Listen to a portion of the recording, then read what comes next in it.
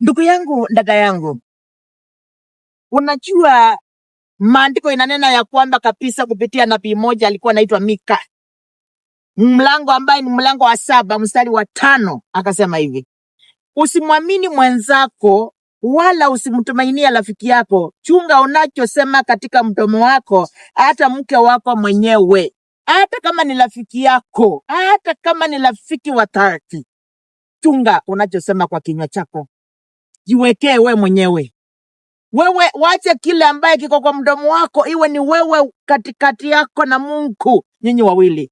Mungu hakuna siku atakuangusha, na hakuna siku Mungu atakubali uende chini ni kwa sababu ya maneno amesikia. Hapana. Lakini rafiki yako atakuacha na atakuweka mahali babaya ni kwa sababu ya kitu ambaye mliongea mkiwa wawili, lakini ndio atakutoa nguo vilivyo. Amen and amen. Sayuni TV, neno la Bwana.